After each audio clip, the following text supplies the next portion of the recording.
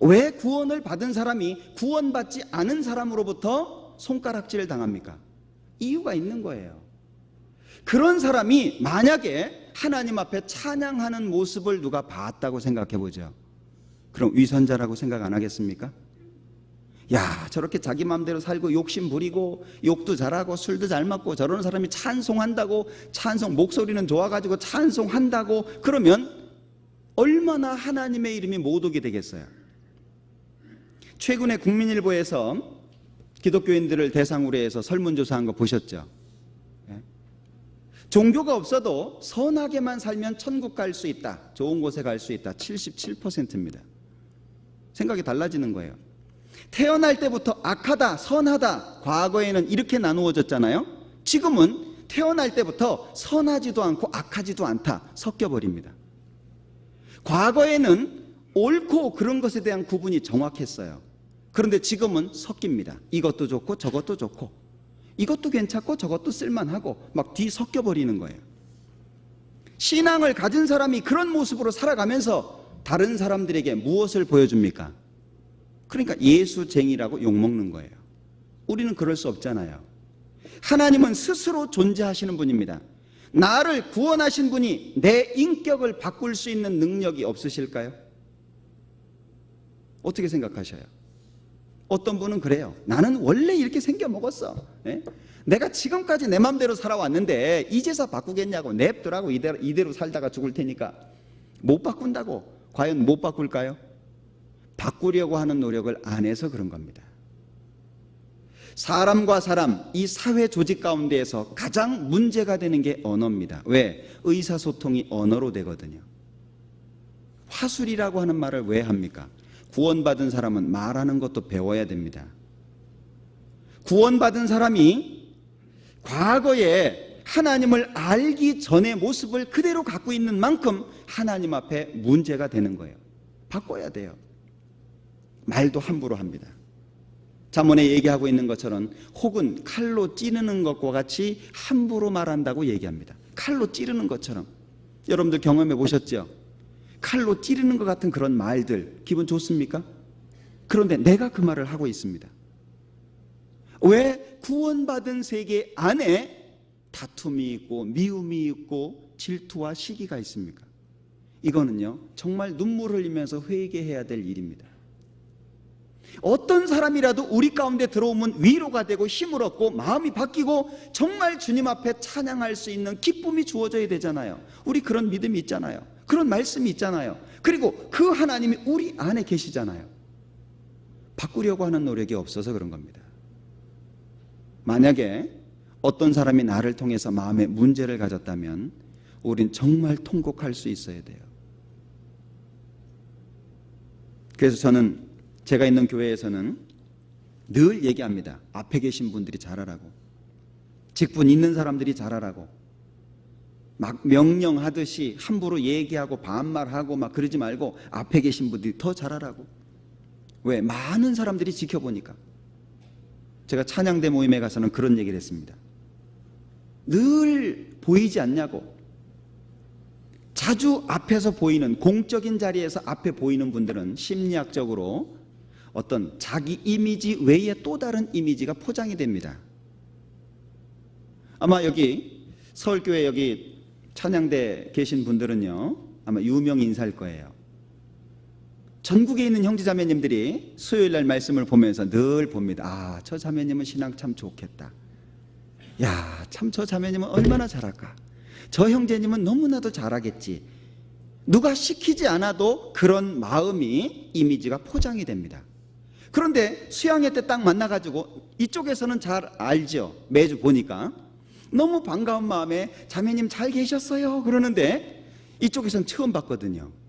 누구세요? 아주 쌀쌀맞게 얘기했다고 생각해보죠. 그럼 그 이미지가 추락이 되는데 일반인들의 이미지가 추락되는 거하고 비교 안 됩니다. 너무나도 다른 거예요. 그러면 그 사람의 마음에 상처가 돼가지고 신앙에 큰 문제가 될 수도 있는 겁니다. 그러니까 앞서서 일하는 사람들이나 많은 사람들에게 보여지는 위치에 있는 사람들은 더 잘해야 되는 거예요. 왜? 자기가 가지고 있는 믿음 이상의 어떤 이미지가 포장되어 있거든요. 저는 집에서 추리닝도 못 입어요. 아파트 안에서도요. 왜? 누가 보고 이 목사 추리닝 입고 다니더라 이럴까 봐 집에서도 꼭 이 바지 입고 다니고요.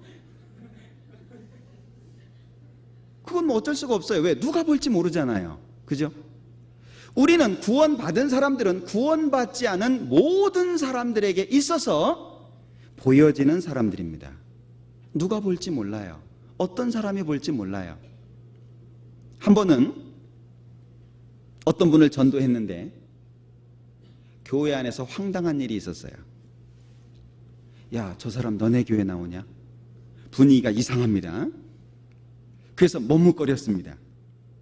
그랬더니 그분이 하는 말, 저놈 사기꾼인데. 그 다음부터 말하기가 곤란했어요. 뭐라고 얘기할까요? 그분이 우리 교회 나오고요 참 열심히 삽니다. 그래, 사기꾼인데 가능하겠습니까? 어떤 사람이 전도될지 모르고 어떤 상황으로 만날지 모르고 누가 나를 지켜보고 있을지 모른다는 거예요. 그런데 우리는 너무 편하게 살 수 있어요. 내 모르니까. 그래서 사실은요, 교통신호도 잘 지켜야 되고, 우리가 이 세상에서 살아가는 동안에 누가 볼지 모르기 때문에 하나님의 사람으로서 바르게 사는 게 필요합니다. 우리 형제자매님들, 특히 형제님들요, 운전할 때 보면 너무 험하시더라고요. 예? 뭐 믿음 가지고 산다나 어쩐다나 하면서 막 달려댑니다. 예? 어떤 분 차를 딱 타고서 기도하시대요. 참 모습이 보기 좋았어요. 탁 기도합니다. 한참도 하대요. 또 옆에 앉혀놓고 달리는데 막 140씩 막 달립니다. 막 기도 뭐하러 했어요? 하나님, 내가 이제부터 막 달릴 테니까 알아서 좀 봐주세요 라고 기도한 건가요? 사실은 우리가 작은 부분까지도 신경 쓰면서 살아야 되는 거예요. 왜냐하면 우리는 주님을 찬양해야 될 사람이거든요. 내 입을 통해서 주님을 찬송해야 되고, 주님의 일을 알려야 되고, 주님을 나타내야 되고, 주님을 기쁘시게 해야 됩니다. 주님을 찬양해야 될 사람이에요. 그런데 주님을 찬양해야 될 사람이 삶의 모습이 어둡고 그리고 폭력적이고 그 살아가는 모습 자체가 좀 옳지 못하다면 찬양할 자격이 없는 거예요. 누구나 찬송할 수 있습니다. 찬송가 부를 수 있습니다. 그러나 문제는 삶이 찬양이 돼야 돼요. 찬송을 부르고 찬양을 부르는 시간만 찬양이 아니고 우리의 삶 전체가 찬양이라는 거예요. 여러분들 어떻습니까? 오늘도 찬송하는데 참 듣기 좋죠. 이 노래 잘하시는 분 노래를 들으면요 마음이 참 좋습니다. 예? 아직 제가 있는 은평교회는 실력이 이렇게 높지 않기 때문에 집회를 하면 제가 뒤에서 숨을 죽입니다. 숨쉬기가 좀 곤란합니다. 왜냐하면 찬송하시다가 막 중간에 숨이 막 끊어지고 막 가사도 까먹고 막 이러는 분들이 뒤에서 보이거든요. 이렇게 그때마다 이제 제 심장이 멎습니다. 그런데 찬송을 잘 하시는 분 그 노래를 들으면 너무 좋잖아요. 너무 기쁘죠. 그리고 그 어두웠던 마음, 슬펐던 마음이 기뻐질 수 있는 거예요. 그죠? 그런데 그분이 살아가는 모습이 참 아름답다. 그러면 찬양이 빛납니다. 야, 참 대단하다. 저분처럼 돼야 된다. 그렇게 될 거예요. 찬양은 잘했는데 모습은 엉망이다. 그럼 뭐라 그래요? 저 자매나 저 형제 노래는 잘해. 노래는 잘해. 의미가 어떤지 아시죠? 우리가 그렇게 불려져서는 안 됩니다. 그래서 구원받은 사람은 믿음으로 구원을 받을 뿐 아니라 하나님의 말씀대로 바뀌어가야 돼요. 삶의 모습이. 그래서 이 성경에는 많은 지침들이 나와 있는 겁니다. 왜 하나님께서 나는 스스로 있다, 생명의 원천이 주께 있다, 모든 만물이 나로 말미암아 존재하고 있다, 왜 그랬습니까? 하나님이 안 계시면 끝입니다. 하나님이 안 계시면 만물 자체가 끝나는 거예요. 하나님이 계심으로 인해서 모든 만물이 있는 겁니다. 우리는 마음속에 주님을 모시고 삽니다. 생활을 바꿔야 됩니다.